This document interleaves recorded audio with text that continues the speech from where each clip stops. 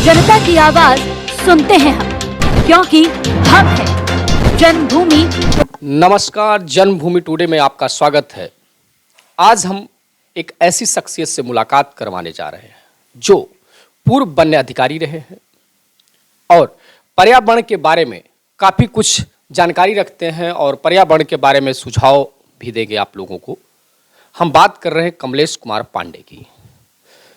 जी, जन्मभूमि today में आपका स्वागत है। नमस्कार जी, बहुत बहुत हमारी तरफ से आप सबको बधाई। और पर्यावरण के मुद्दे को आपने उठाया, इसलिए और भी आपका जो मैं धन्यवाद देता हूँ। सर, अभी वर्तमान परिस्थितियों में पर्यावरण दूषित हो रहा है, लोगों को समस्याएं हो रही, बीमारियां हो रही हैं, इस पर आप क्या कहेंगे? देखिए, इसके बारे में मुझे ये कहना है कि भारत ही नहीं, पूरा विश्व जो है पर्यावरण से प्रभावित है।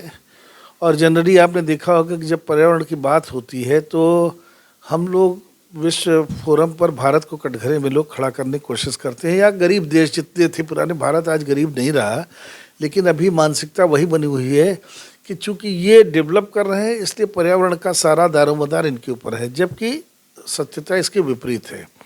सबसे ज़्यादा पर्यावरण खराब करने वाले में अमेरिका, रशिया, ये बड़े बड़े कंट्रीज़ हैं जो जिम्मेदार हैं और ये चाहते हैं कि इनकी जिम्मेदारी पर्यावरण ये खराब करें और सारे सैंक्शंस हम अपने यहाँ लगा के अपनी जनता करें। भारत की आबादी 135 करोड़ है, बहुत बड़ी जनसंख्या है, जो अपने आप में एक एसेट है, लेकिन साथ साथ बहुत बड़ी लायबिलिटी भी है, क्योंकि पर्यावरण के दृष्टि से इतना बड़ा कंजम्पशन, सारा व्हीकल, इतने लोगों की जो है डिमांड एंड सप्लाई को पूरा करने में बहुत सारे इन्वायरमेंटल कंप्रोमाइज़ेस करने पड़ते हैं। सर, जैसे आप कह रहे हैं कि जनसंख्या, तो क्या जनसंख्या पर्यावरण को दूषित करने में अहम रोल है जनसंख्या का, ऐसा कह सकते हैं क्या? बिल्कुल है, बिल्कुल है। देखिए, जिन संसाधनों पर किसी ज़माने में 1932 में 32 करोड़ लोग जो है डिपेंड करते थे, संसाधन तो हमारे, देखिए, ज़मीन बढ़ नहीं सकती, जंगल बढ़ नहीं सकते हैं, खेती जो है वो एक्सपेंशन हुआ, चूँकि जंगलों को काट के खेत बनाए गए। आपको मालूम ही है, तराई वराई के क्षेत्र में जंगल जो था उसको काट के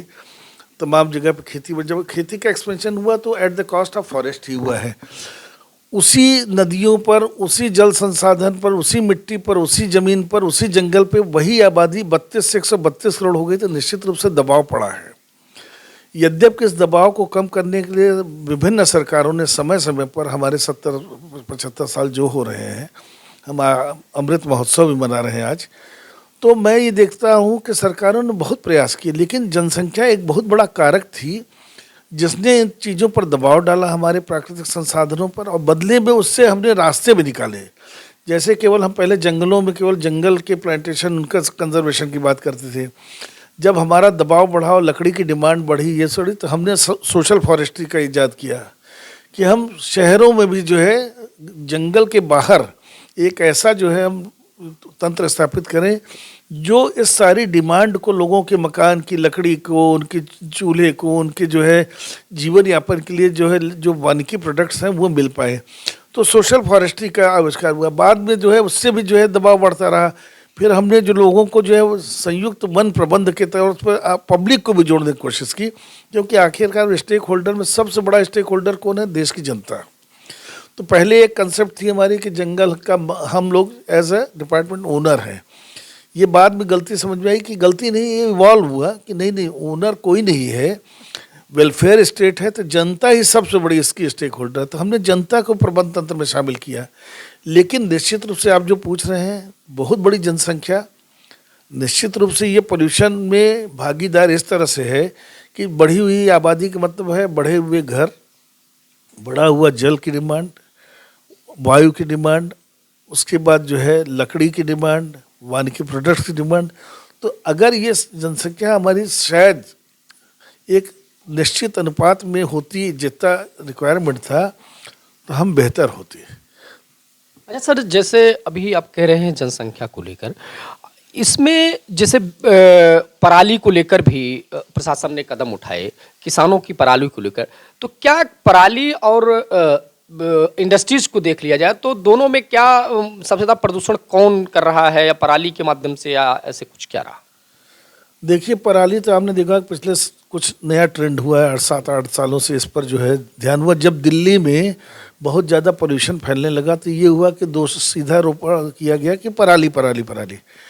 आप बहुत गहराई में जाएंगे, निश्चित रूप से पराली एक बहुत बड़ा जो है कारण है, लेकिन दिल्ली की आप आबादी देखिए, उसके वेहिकुलर मूवमेंट को देखिए, ट्रैफिक मूवमेंट को देखिए, वेहिकुलर पोल्यूशन बहुत ज़्यादा है। नंबर दूसरा, दिल्ली में जो है काफ़ी प्लांटेशंस हुए हैं, दिल्ली एनसीआर रीजन में पूरे कहिए, लेकिन पराली के से ज़्यादा जो कंस्ट्रक्शन जो चल रहा है धुआंधार, आप देखिए पूरा नोएडा, ग्रेटर नोएडा या दिल्ली के आसपास जितने भी नए इलाके पूरे कंस्ट्रक्शन के दौरान इतना ज़्यादा पोल्यूशन है कि वो अपने आप में एक मेजर कंट्रीब्यूटर है। और जब फॉग या डेंस विंटर्स आते हैं, तो खासकर जब पराली वराली का अवसर होता है, उसी में उसको भी जोड़ दिया जाता है। सबसे इजी टारगेट किसान हो जाता है।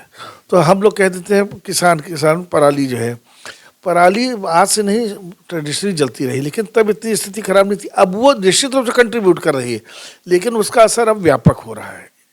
अच्छा सर, अभी अगर कह सकते हैं कि पर्यावरण के कई रूप हैं, तो इसमें कौन सा ऐसा प्रदूषण है जो सबसे ज़्यादा नुकसानदायक है और जो मानव के लिए घातक हो रहा है? इस पे कौन सा था? देखिए, पोल्यूशन जब आप कहते हैं तो एयर पोल्यूशन, वाटर पोल्यूशन, जो है साउंड पोल्यूशन, और मेडिकल जो है हेल्थ हजार्ड हैं, वो तमाम उससे भी जुड़े हुए हैं। सारे कौन सा ज़्यादा घातक है ये तो शायद इसकी एनालिसिस अभी हम नहीं कर सकते हैं, सभी घातक हैं। अगर हमारा देखिए ऑक्सीजन की मात्रा जो है कम होकर कार्बन डाइऑक्साइड बढ़ती है, तो आज जो है बहुत सारी हेल्थ प्रॉब्लम्स जो है, अस्थमा के बहुत ज़्यादा रोगी हो रहे हैं। आप देखिए कि हर चौथा आदमी आपको खांसता मिल रहा है। आपने जो सवाल पूछा ऑक्सीजन कमी, देखिए ऑक्सीजन की जो कमी हुई मेडिकल ऑक्सीजन की थी। वैसे तो ऑक्सीजन वातावरण में होता है, डायरेक्ट आप ऑक्सीजन जो मिलती है हमें, अगर उसमें जो है वेहिकुलर पोल्यूशन होगा, इंडस्ट्रियल पोल्यूशन होगा, और हमारी नदियों में जो तमाम फैक्ट्रीज़ के ट्रेनरीज का और इंडस्ट्रियल वेस्ट जा रहा है, हमारे शहरों का पूरा सीवर का पानी जो है गंगा, यमुना और सहायक नदियों में जो जा रहा है, ये सारा पोल्यूशन कारण है। ऑक्सीजन की कमी तो वो पड़ी जब आदमी को सांस लेने में दिक्कत हो, वो एक कोविड सिचुएशन के दौरान था। ऐसे में भी ऑक्सीजन कहते हैं कि अभी वो सांस लेना, जो दिल्ली में सांस लेना और जगहों पर सांस लेना कहते हैं दिक्कत हो रही, तो वो उसमें भी जी, उसमें ये है कि देखिए प्लांटेशंस बहुत लार्ज स्केल पे किए जाने चाहिए, और केवल प्लांटेशन करने से ही काम नहीं चलने वाला है। इसके लिए मल्टी प्रॉन्ग्ड स्ट्रेटेजी चाहिए। आपको व्हीकल की संख्या भी आपको एक निश्चित करनी पड़ेगी। दूसरी बात है, आपको जो है ऑक्सीजन के बढ़ाने के लिए ये प्रयास करना पड़ेगा कि ऑक्सीजन के बढ़ाने का क्या है, ऑक्सीजन एक लिमिट के बाद जो है नहीं बढ़ सकती है। आप कार्बन डाइऑक्साइड की मात्रा को कंट्रोल कैसे करेंगे? जब हम कार्बन डाइऑक्साइड की मात्रा कंट्रोल करते हैं, तो इसका मतलब हम चाहेंगे हम पेड़ पौधे लगाएं। पेड़ पौधे में जो बहुत ही अच्छे जैसे पुराने पेड़ हैं, पीपल है, बरगद है, पाकड़ है, गूलर है, नीम है, इन सबको लगाने से क्या होता है, ये ज़्यादा मात्रा में कार्बन डाइऑक्साइड अवशोषित करते हैं। तमाम पेड़ ऐसे हैं जो कमर्शियल स्पीशीज जैसे पॉपुलर हुआ, इक्लिप्टस हुआ, फास्ट ग्रोइंग है, तो इनकी फास्ट ग्रोइंग स्पीशीज़ है, ये भी ऑक्सीजन कार्बन डाइऑक्साइड संसे, लेकिन 5 साल बाद आप काट देते हैं, 7 साल बाद आप काट देते हैं, तो उतना रिलीज हो जाती है। तो मेरा ये कहना है कि एक लॉन्ग टर्म प्लानिंग बना के ऐसे प्रजातियाँ जो भारत की नेचुरलाइज्ड प्रजातियाँ जो यहाँ की हैं, जो एग्जॉटिक नहीं है, उन सबको जो है ज़्यादा से ज़्यादा संख्या में लगाना पड़ेगा। लेकिन आप किसी के घर में, किसी के खेत में ज़बरदस्ती बरगद, पीपल, पाकड़ नहीं लगा सकते हैं। ये तो वेस्ट लैंड पे ही लगेगा। तो ऐसी दशा में हमारा स्ट्रेटजी होनी चाहिए कि जहाँ पर पेड़ सब जगह लगे, खेत में किसानों को एग्रो फॉरेस्ट्री के माध्यम से, पंचायत लैंड में जो है ये सब लगे, जहाँ जो पेड़ मुफीद हो, जो सुटेबल हो, वो लगाया जाना चाहिए। इसमें ये सब आपके जो है पोल्यूशन से रिलेटेड बहुत सारे, जैसे हम शहरों में कहते हैं स्नेक प्लांट है, बॉटल पाम है, और ड्रेसिना की 1-2 वैरायटी है, बैम्बूज की कुछ जो है वैरायटी, इनको लगाएं तो काफ़ी कुछ जो है ये कार्बन डाइऑक्साइड को अवशोषित करते हैं, हमको ज़्यादा ऑक्सीजन बढ़िया सुलभ होगी। बहुत बहुत धन्यवाद।